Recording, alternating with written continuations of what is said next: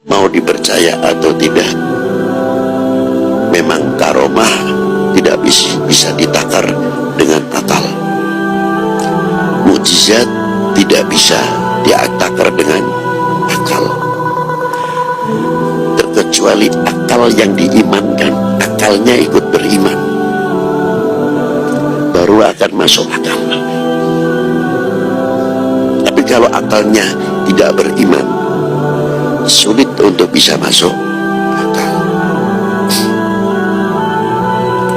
Seperti Nabi Allah Sulaiman percaya dengan burung yang 2 hari tidak pulang.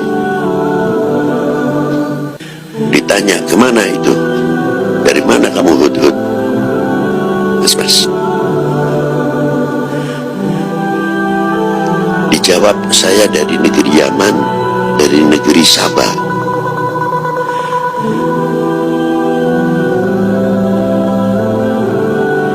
Saya ingin melaporkan ya Nabi Allah Sulaiman, bahwa di situ ada satu putri yang cantik sekali, rajanya yang masih mempertuhankan kepada matahari.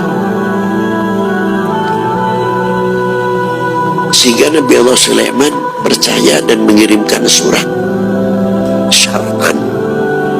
Surat itu hanya syar'an, kalau utusan kepada menterinya wajar dan logis. Tapi mengapa Nabi Sulaiman mengirimkan suratnya melalui burung tersebut? Artinya burung itu pun bisa diajak komunikasi, tidak mempunyai akal, tapi mempunyai pengertian. Surat itu diterima oleh Ratu Bilqis. Tetap Ratu Bilqis belum mendapatkan taufik wal hidayah pada waktu itu. Hanya sanggup untuk memberikan tiap tahun upeti yang akhirnya dilombakan oleh Nabi Allah Sulaiman. Padahal mukjizat ini kedudukannya di atas karomah. Dan karomah bukan pecahan mukjizat, perlu diingat. Banyak yang menafsirkan karomah itu bagian daripada pecahan mukjizat. Kalau mukjizat tidak bisa disamakan dengan karomah, sebabnya apa? Al-mu'jizah dohara min rijalin man lahul ismah min saliri. Yang namanya mukjizat keluar dari seseorang yang telah mendapatkan maksum dari semenjak di perut ibunya. Sedangkan karomah tidak.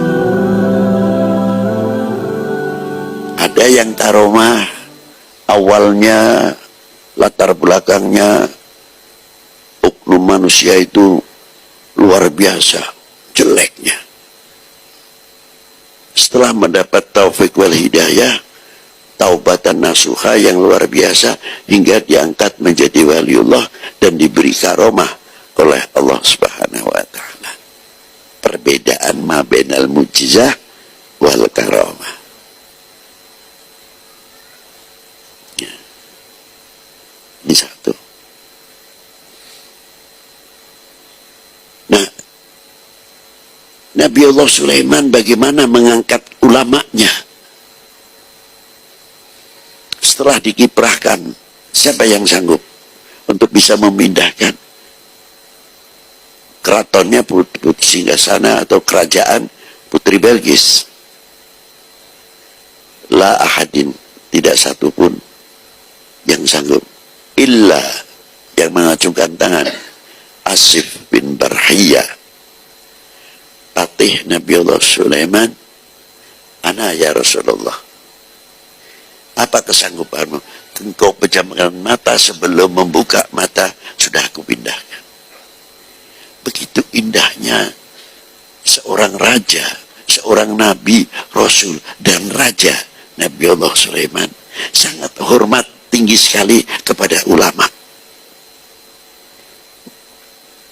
Kalau saya mungkin pribadi, aku tuh mukjizat diparingi dari Allah Ta'ala, saya angkat sendiri. Lah. Tapi begitulah kecintaan Nabiullah Sulaiman terhadap al-ulama. Diberi kesempatan luar biasa. Akhirnya bisa membuktikan apa yang dikehendaki Nabiullah Sulaiman. Akal kalau kita paksa, ya menolak karena burung kok yang ngomong pertama kali. Tapi kalau kembali kepada Allah Subhanahu wa taala, akal ini beriman, pasti akan kembali kepada Allah. Tidak ada yang mustahil.